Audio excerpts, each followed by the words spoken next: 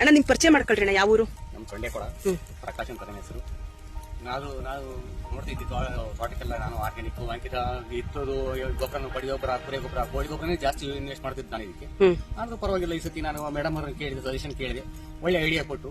ಹೋದ ಸತಿ ನನಗೆ 120 ಕ್ವಿಂಟಲ್ ಅಡಿಕೆ ಆಗಿತ್ತು ನನ್ನ 2 ಎಕರೆಗೆ. ಈ ಸತಿ 160 ಕ್ವಿಂಟಲ್ ಲೆಕ್ಕಕ್ಕೆ ನಾನು ಬೆಳ್ಕೊಂಡೆ. ಅನುಕೂಲ ಆಯ್ತು. ಮೇಡಮ್ ಅವರು ಮಾತು ಕೇಳಿಕೊಂಡು ನನಗೆ ಮಾಡಿದ್ದಕ್ಕೆ ಒಳ್ಳೆ ಬೆಳೆ ಸಿಕ್ತು ನನಗೆ. ಹಂಗಾಗಿ ಖುಷಿ ಪಡ್ತು. ಇನ್ನು ಮುಂದೆ ಸಮೇತಲೂ ನಾನು ಈಗ ಮಾಡಿದ್ದೆ.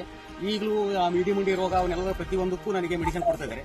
ನಾನು ಇನ್ನು ಆರ್ಗ್ಯಾನಿಕ್ ಗೊಬ್ಬರ ಅವನ್ನೆಲ್ಲ ಮಾಡಿಸ್ಬೇಕು, ನಾನು ಬಡ್ಡಿ ಬುಡಕ್ ಹಾಕ್ಬೇಕು, ಮೇಲೆ ಸುಳಿಗೆ ಫ್ರೈ ಮಾಡಿಸ್ಬೇಕು. ಈ ತರ ನಾ ಮೇಡಮ್ ಸಜೆಷನ್ ಕೇಳ್ಕೊಂಡು ಮಾಡ್ಕೊಂಡಷ್ಟು ನನಗೆ ಅನುಕೂಲ ಆಗುತ್ತೆ ಅಂತ ನಾನು ಅನ್ಕೊಂಡಿದ್ದೀನಿ. ಇನ್ನು ಮುಂದೆ ಅವ್ರ ಸಜೆಷನ್ ಕೇಳ್ಕೊಂಡು ಮಾಡ್ಕೊಂಡ್ರೆ ಒಂದು 30% ಜಾಸ್ತಿ ಬರ್ತೈತೆ ವರ್ಷಕ್ಕೂ ಅಂತ ಅನ್ಕೊಂಡಾಗ ಯಾಕೆ ಸಜೆಷನ್ ಕೇಳಬಾರ್ದು? ಓದ್ರಿಂದ 10 ಜಾಸ್ತಿ ಹೋಗ್ತಾವೆ ಅಷ್ಟೇ ನಮ್ಮ ಲೆಕ್ಕಕ್ಕೆ. ಅಲ್ಲಿ 30 ಕ್ವಿಂಟಲ್ ಜಾಸ್ತಿ ಬಂದಾಗ ನನ್ನ ಬೆಳೆಯಲ್ಲಿ ಬಂತು ಅಂತ ನನಗೆ ಆಸೆ.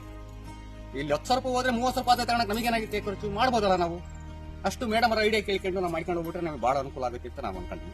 ನೋಡ್ರಿ, ಈಗ ಫಸ್ಟ್ಗಳು ಯಾವ ತರ ಬರ್ತದೆ ಅಂತ ನನಗೆ ಅನಿಸುತ್ತೆ. ಹೋದ ಸತಿ ಇರ್ಲಿಲ್ಲ, ಈ ಸತಿ ಗಿಡಕ್ಕೆಲ್ಲ ಫ್ರೈ ಮಾಡಕ್ಕೆ ನನಗೆ ಒಳ್ಳೆ ಅನುಕೂಲ ಆಗ್ತದೆ. ನನಗೆ ಮಾಡ್ಬೋದಲ್ಲ, ಈ ತರ ಮಾಡಿ ಚೆನ್ನಾಗಿರುತ್ತೆ, ರೈತರಿಗೆ ಅನುಕೂಲ ಆಗುತ್ತೆ. ಯಾರು ಪ್ರತಿಯೊಬ್ಬರು ರೈತರು ಇದನ್ನ ಯೂಸ್ ಮಾಡ್ಕೊಂಡ್ರೆ ಇನ್ನೂ ಅನುಕೂಲ ಆಗುತ್ತೆ. ಅವ್ರು ಮಾಡೋದು ನಮ್ಮ ಒಳ್ಳೆಯದಕ್ಕೆ, ನಾವು ಮಾಡೋದು ಅವ್ರಿಗೆ ಅನುಕೂಲ ಆಗುತ್ತೆ. ಹಿಂಗಾಗಿ ದುಡಿಮೆ ಮಾಡ್ಕೊಂಡು ಹೋಗೋ ಚೆನ್ನಾಗಿ ನಾವು ರೈತರುಗಳಾಗಿ. ಓಕೆ ಅಣ್ಣ, ಲಾಸ್ಟ್ ಇಯರ್ ಸ್ಪ್ರೇ ಮಾಡಿದ್ರಿ, ಈಗ ನಾಳೆ ಸ್ಪ್ರೇ ಮಾಡ್ತಾ ಇದ್ದೀರಾ ನೀವು.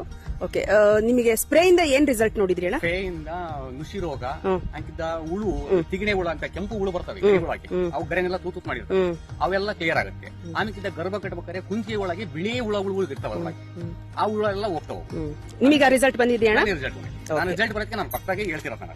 ಸರಿ ಅಣ್ಣ, ಗ್ರೇಟ್. ಆಮೇಲೆ ಇದು ಅಣ್ಣ, ಇಡಮುಂಡಿಗೆ ರೋಗ ನಿಮಗೆ ಕಂಟ್ರೋಲ್ ಅಂತ ಅನಿಸ್ತಿದ್ಯಾ? ಬುಡಕ್ಕೆ ಕೊಟ್ಟಿರೋದು ಕ್ಲಿಯರ್ ಆಗಿದಾವೆ. ಇಡಮುಂಡಿಗೆ ರೋಗ ಇದಾವೆ, ಇನ್ನೂ ಒಂದೊಂದು ಇದಾವೆ, ಆದ್ರೂ ಕ್ಲಿಯರ್ ಆಗ್ತೈತಿ. 90% ಕ್ಲಿಯರ್ ಆಗಿದೆ. 90% ಕ್ಲಿಯರ್ ಆಗಿದೆ.